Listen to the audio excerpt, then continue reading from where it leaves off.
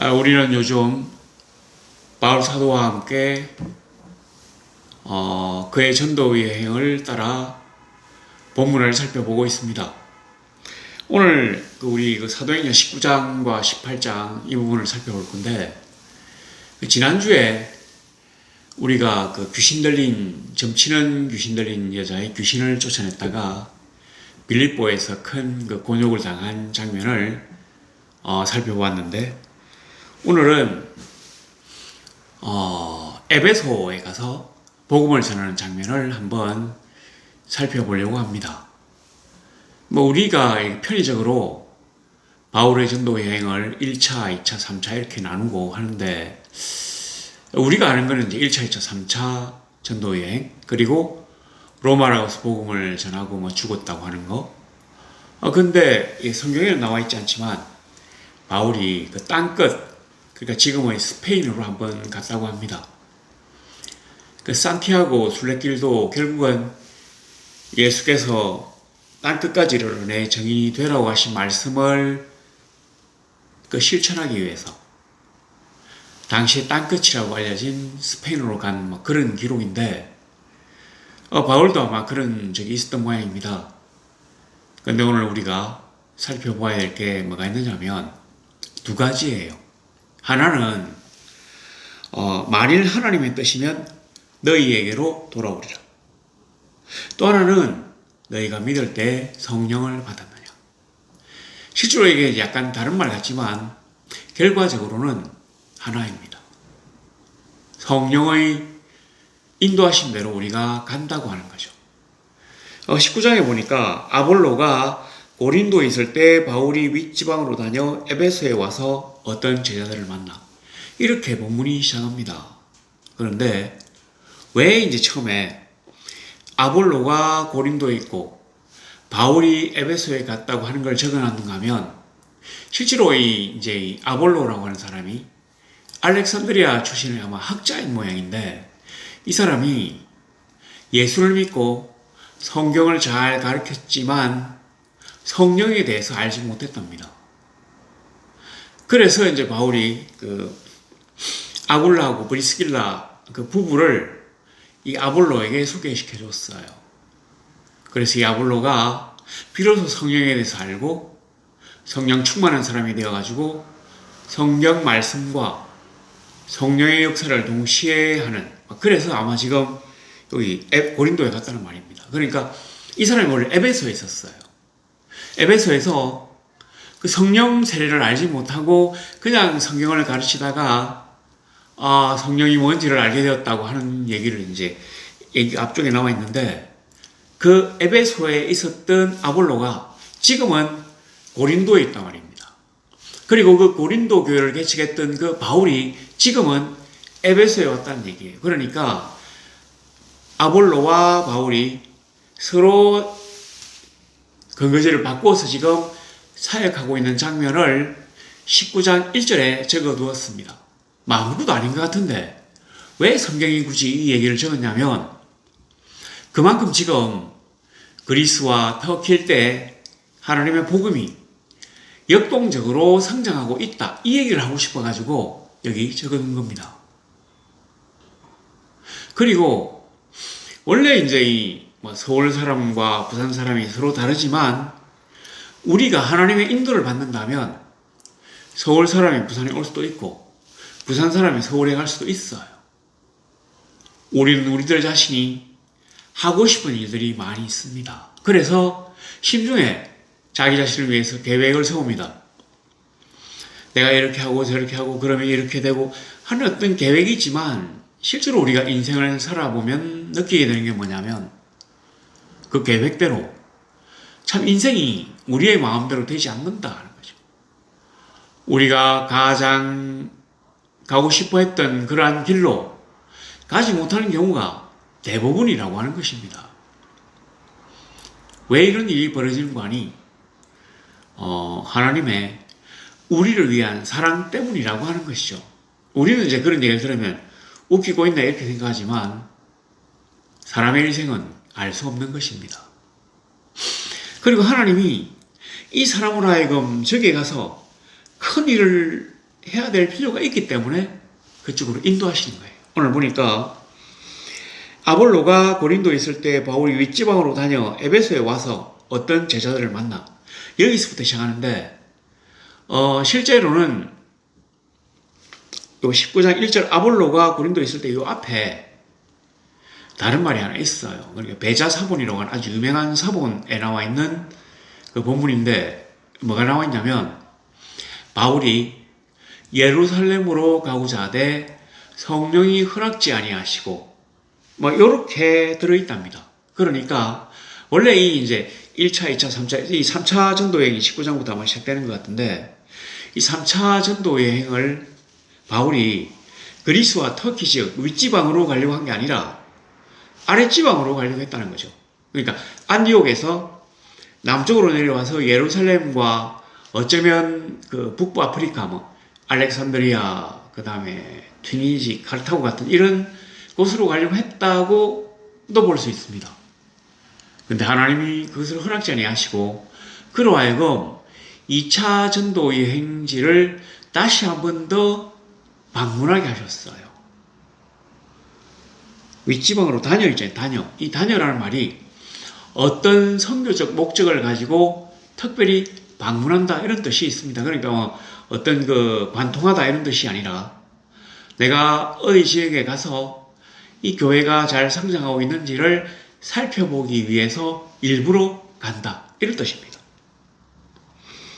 실제로 이제 바울은 예루살렘이라든지 남쪽 지역으로 가려고 했는데 하나님이 그를 윗지방으로 보내셨어요.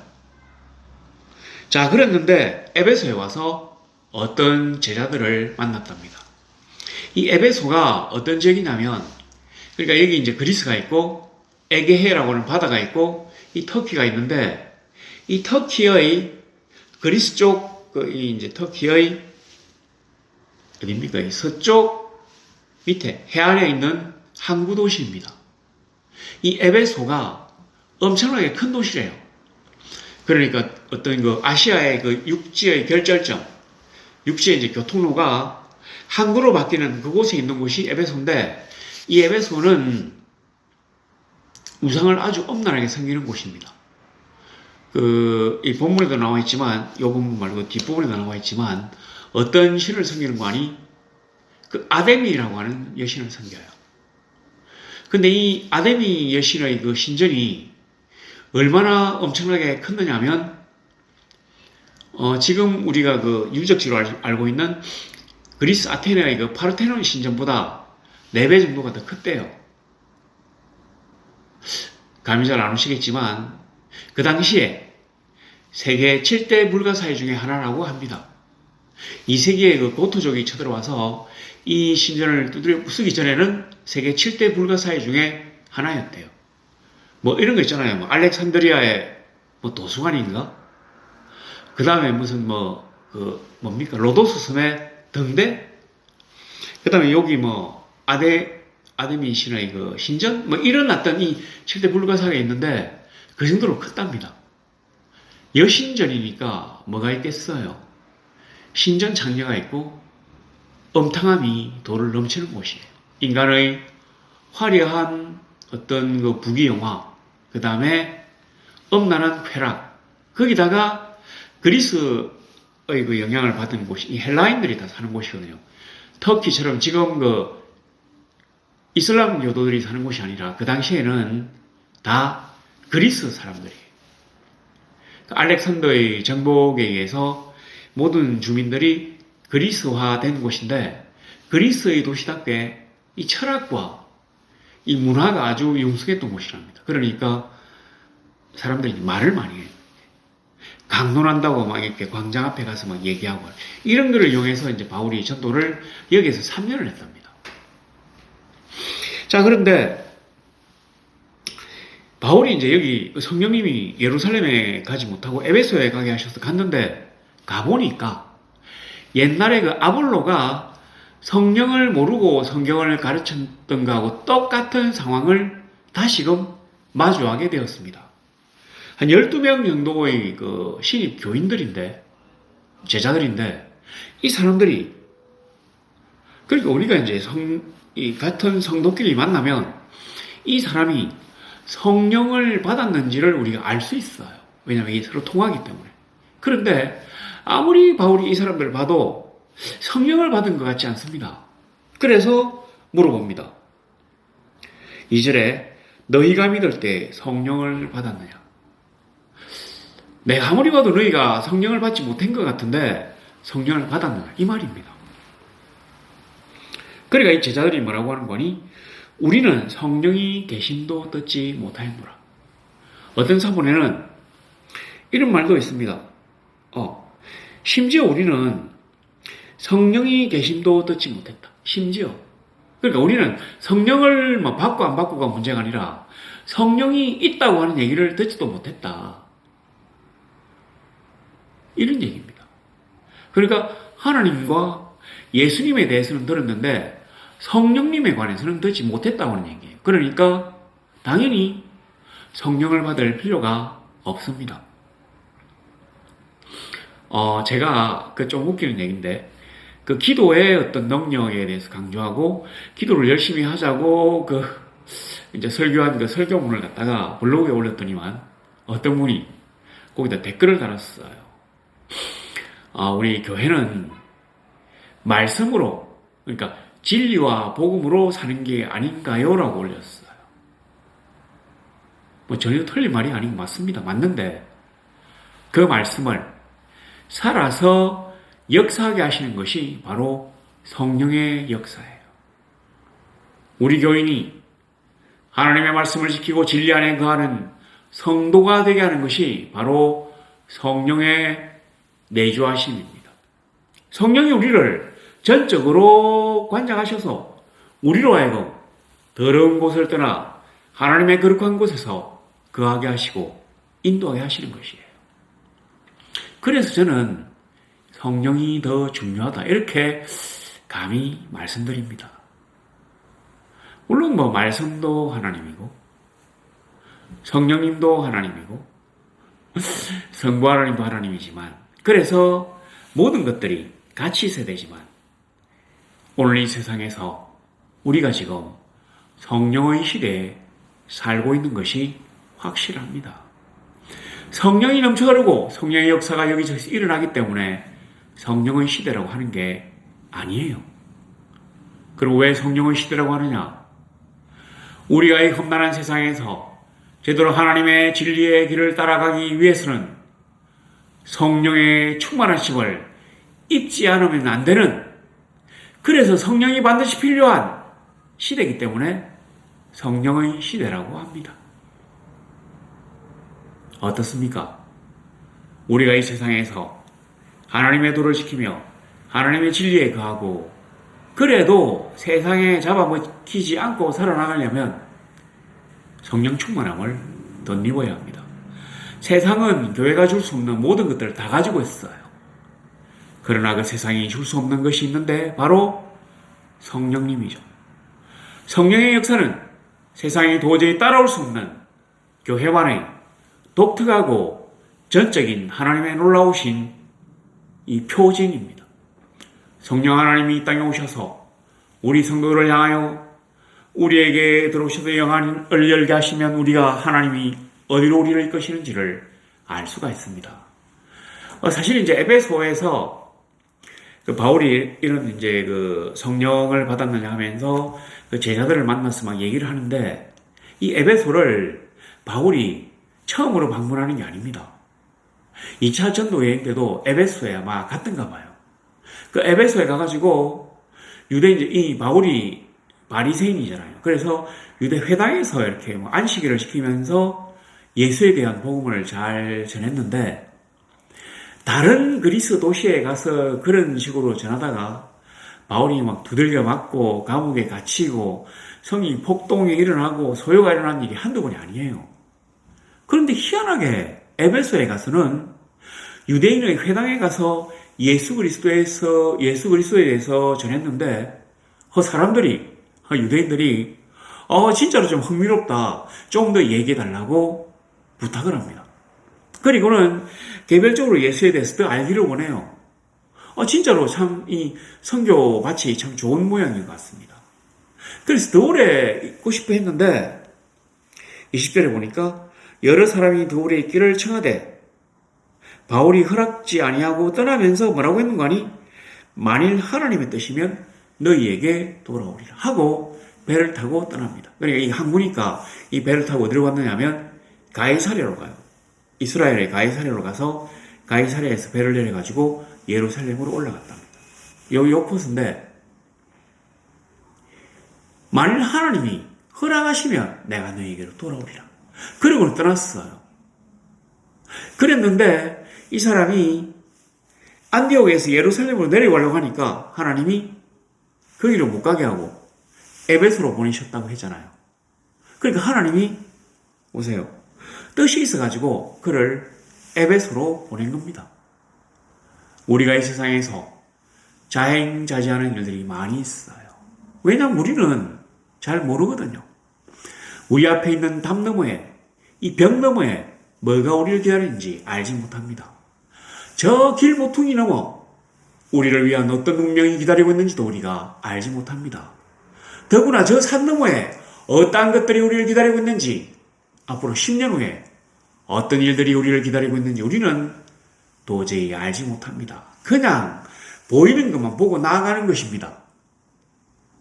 우리는 하나님이 아니므로 그와 같은 지혜가 있지 않습니다. 그래서 보이는 대로 우리의 생각대로 행합니다.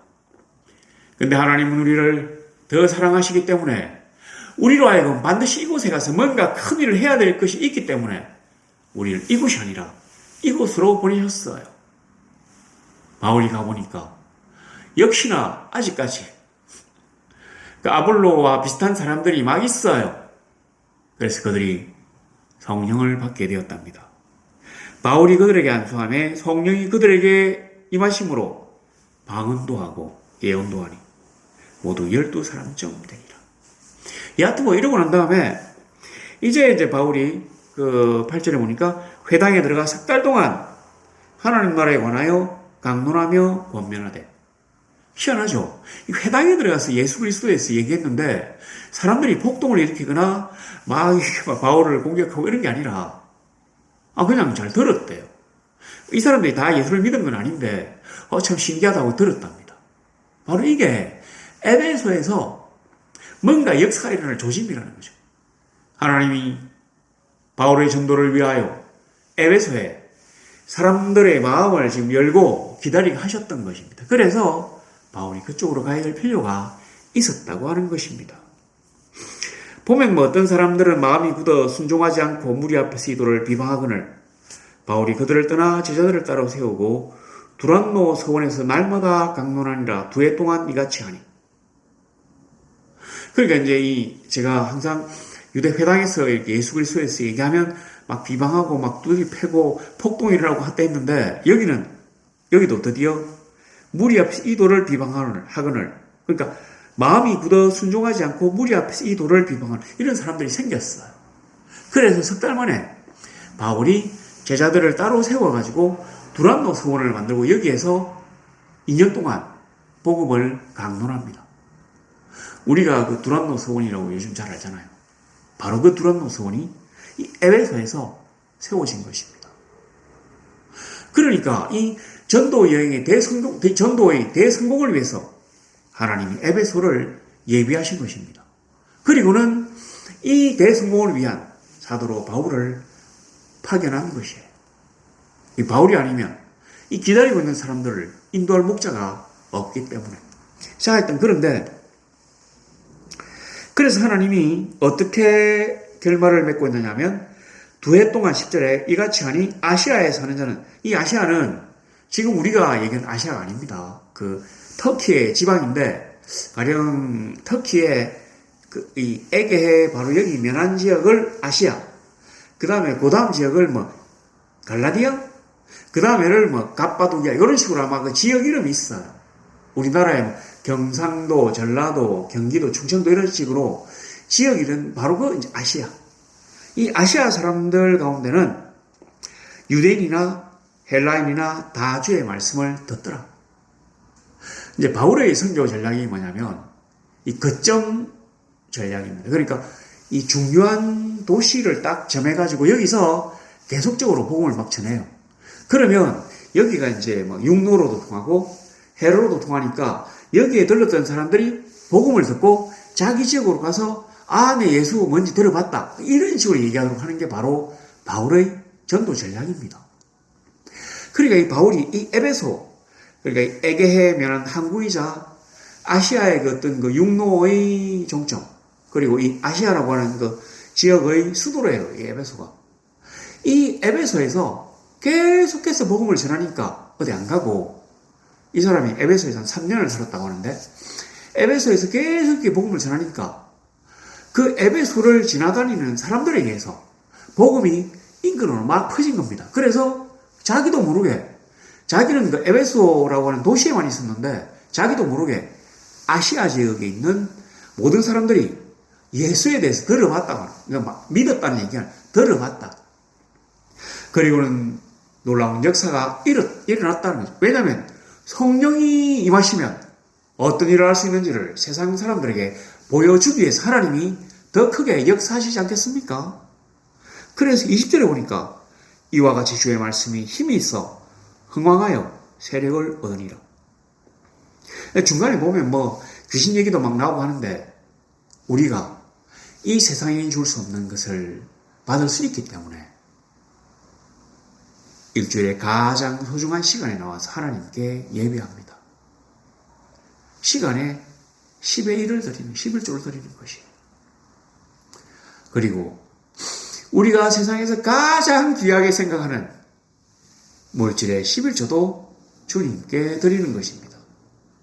왜냐하면 세상이 주지 못하는 것을 우리가 받았기 때문에 우리의 마음속에 가시는 그 성령이 우리의 마음을 감동시키고 우리에게 놀라운 역사를 행하게 하신다면 우리가 자기도 모르게 영안이 막 떠지고 우리의 마음이 변하고 우리가 입을 열어 예언을 하며 방언도 하고 치유도 하고 또 다른 놀라운 일들을 감당할 수 있기에 그 놀라우신 성령을 우리가 받았기에 우리가 세상 사람들이 원하는 그 모든 것을 뛰어넘어서 하나님 제일주의로 살게 되는 것입니다. 절대로 우리가 어리석어서 하나님께 시간과 물질과 몸을 드리는 게 아니에요. 우리는 체험했거든요. 그 성령의 놀라운 역사를 우리가 체험했기 때문에 하나님이 계시며 그가 역사하시면 어떤 놀라운 일이 일어나는지를 우리가 눈으로 똑똑히 보았기 때문에 하나님께 헌신하는 것입니다. 물론 우리가 예수를 믿는다고 해도 일평생이 형통하다고는 볼 수 없어요. 우리 나그네 길에서는 때로 어려운 일도, 때로 억울한 일도, 때로 누명도 막 있습니다. 장애도 있고 덫도 있고 함정도 있어요. 그러나 하나님은 그 모든 것들을 그렇게 힘들이지 않게 지나가게 하시고 이기게 하시고 또 우리를 향한 빗장을 꺾으시는 분이십니다. 근데 문제는 우리가 가고 싶어하는 곳에 있는 빗장이 아니라 하나님이 자기 마음대로 우리를 이끄셔서 보내고자 하시는 것에 빗장을 꺾어버린단 말입니다. 그러니까 어떤 분들은 이렇게 얘기해요. 하나님이 인도하시는 걸 어떻게 하느냐? 여건으로 알지. 이게 무슨 말이냐면 이쪽으로 막 가려고 했는데 여기는 자꾸 안 돼요. 자꾸 막혀요. 그리고 아예 안 되겠다 싶고 이쪽으로 가니까 뭐가 일이 돼요. 그러면 하나님이 여건으로 우리를 이쪽으로 인도하신다 이 말입니다. 그런데 그렇게 하려고 하니까 얼마나 힘이 많이 듭니까? 시간이 많이 듭니까? 가보고 난 다음에 아이고 여기가 아닌갑니다 할 거잖아요. 그러니까 성령을 받으라 말입니다. 성령의 충만하심을 우리가 덧입으면 우리가 미리 하나님이 우리에게 주시는 사인을 깨달을 수 있어요. 사실은 지난주에도 말씀드렸지만 우리 안에 있는 이 성령님이 그러니까 성령의 본체와 끊임없이 이렇게 연교하는 거죠. 영이기 때문에 하나님이 영이시기 때문에 우리 몸 안에 있는 영과 끊임없이 연교하게 됩니다. 그래서 끊임없이 하나님이 우리를 향한 어떤 계획을 계속 우리에게 이렇게 가르쳐 주셔요. 다만 우리가 성령의 사람이 아니라면 영의 사람이 아니라면 그거를 파악을 못하거든요. 육의 사람이라면 가보고 난 다음에 아이고야 이게 아닌가 보네. 아이고 여기인가? 근데 우리가 영원히 떠이게 된다면 그렇게 되기 전에 알 수 있다는 얘기입니다. 실제로 이제 우리가 코로나가 이제 거의 끝이 나는 상황인 모양입니다. 물론 아직 완벽하게 끝이 난 것도 아니고, 어떤 분들은 뭐 코로나 후유증이 뭐 석 달도 가고 이렇게 한다고 하는데, 아직도 이제 하루에 몇십 명씩 죽죠. 자, 그런데 어쨌든 이제 조금씩 우리가 이 코로나로부터 벗어나려고 하는 조짐이 보입니다. 보이는데, 제가 걱정되는 것은 뭐냐면, 이 3년 사이에 이 한국 기독교의 성장 동력이 많이 사라졌어요. 그러니까 그 여건이 안 좋아졌습니다. 뭐가 안 좋아졌냐면 사회의 인식이 안 좋아졌어요. 처음에 코로나가 일어났을 때 그 신천지가 그것 때문에 엄청나게 두들겨 맞아가지고 지금은 정말 뭐 일부 지역에서 막 떠들어서도 진짜 참 별 볼 일 없이 쇠퇴했거든요. 자, 그랬는데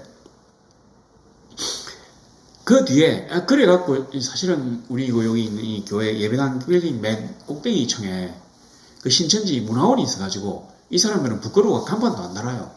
하여튼 뭐 신천지 문화원이 있어가지고 자기들끼리 막 숙도 가고 이래가지고 사람들이 뭐 이상하다고 여겼는데 그때는 아무도 이렇게 간섭하거나 비난하진 않았거든요. 여긴 학원 그 원장들이.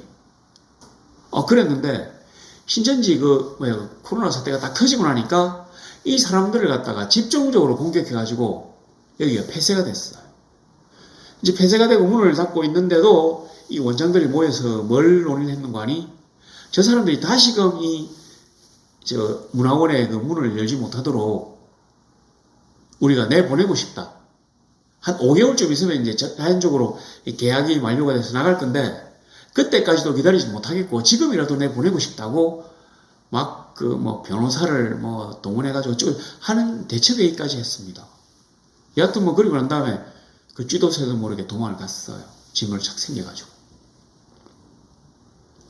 자, 이까지는 좋았는데 그 다음에 기독교 교회가 제대로 일을 못해가지고 예배드리다가 코로나가 퍼지고 해가지고 사회에서 교회를 바라보는 인식이 많이 안 좋아졌어요.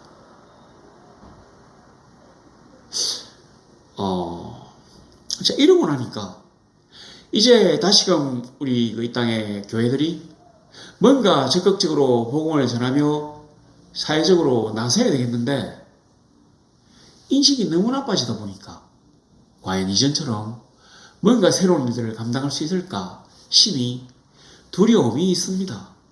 그래서 너희가 믿을 때 성령을 받았느냐? 어떻습니까? 오늘 주께서 우리에게 이렇게 물어보신다면 너희가 믿을 때 성령을 받았느냐?